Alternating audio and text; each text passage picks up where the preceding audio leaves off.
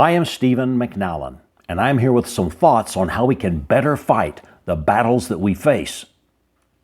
The struggle for the survival and success of our people demands that we master new tactics and techniques.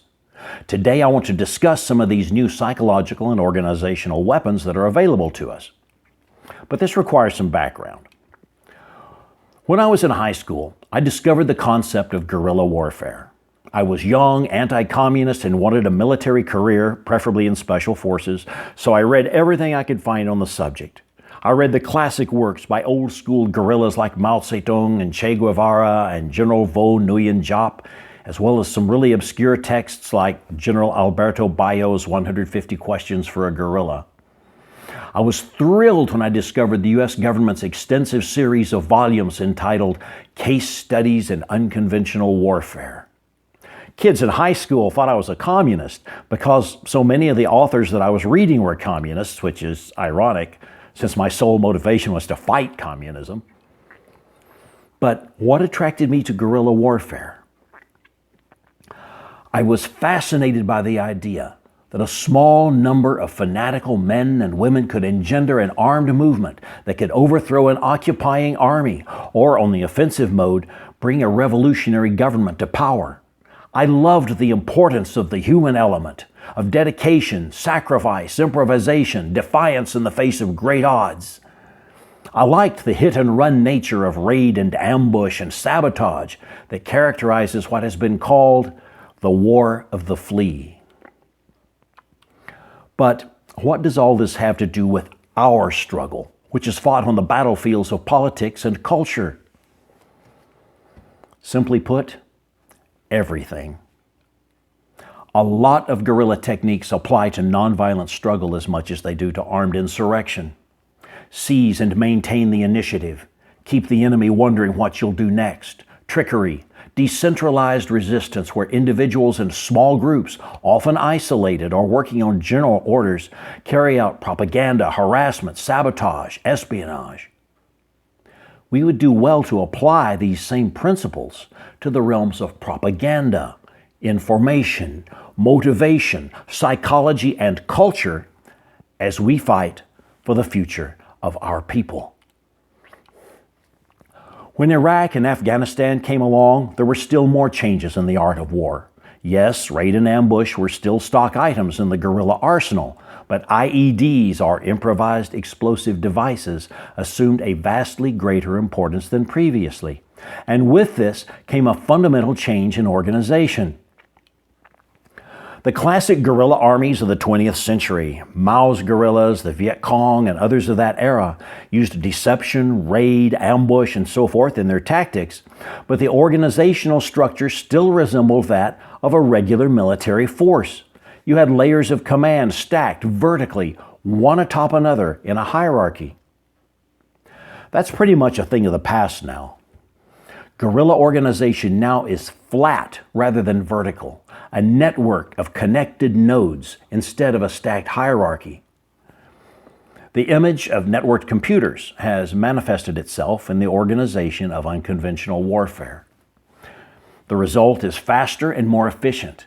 It is also more robust. If communication between two or more nodes is severed by enemy action, it is easy to reroute contact around the gap. Perhaps the classic book on networked guerrillas and open source insurgency, tactics like swarming and such, is one titled Brave New War, the next stage of terrorism and the end of globalization. Thumbs up to that thought, by a gentleman named John Robb. You can buy it on Amazon in a variety of formats. Robb also blogs on these and other interesting subjects at globalguerrillas.typepad.com. He's by no means an advocate of our cultural or political worldview, but his blog is well worth checking out for other ideas that can be applied to political and nonviolent struggles. So, how do we apply these concepts as we seek to serve our race? Many or most of you will have heard of the great meme war of 2016, the tongue-in-cheek, infectious, irreverent, and extremely effective information campaign started by new right and alt-right activists on internet fora like 4chan and Reddit. Where else would a frog named Pepe attain fame and renown? By creating powerful and funny memes and spreading them on Facebook, Twitter, and other social media, activists supported Donald Trump in his campaign against Hillary Clinton. This help was significant and, many would say, decisive. Now, it's important to know that a meme doesn't have to be a cute picture with a clever caption. More generally, a meme is any idea or thought that can be shared to others. The word meme is a takeoff on the word gene, only what is being spread is a thought, something mental rather than something biological. This video is a meme, or a collection of memes, for example.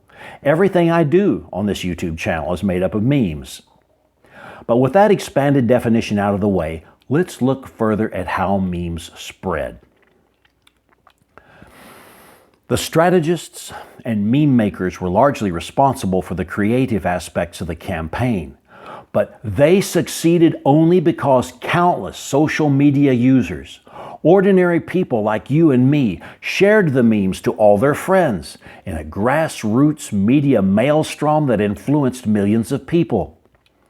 Going back to our military equivalents, they used innovative tactics to harass and wear down the massive opposition. Certain creative nodes in a network inserted the memes into the population, and countless other nodes, those ordinary agents all across forms of social media, passed them on. Now, strategy and meme making presumably require specific skills and talent. But you and me and hundreds of thousands like us became nodes in the network spreading the memes. No offices and no officers, no titles, no hierarchy, no organization, no directive more complicated than, here, share this. In other words, a flat rather than a vertical structure.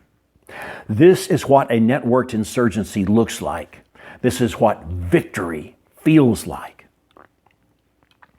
We can all be nodes in the insurgent network. You don't have to send in an application, and you don't have to get a letter of invitation. You just do it. But right now, we're not asking you to get out the vote.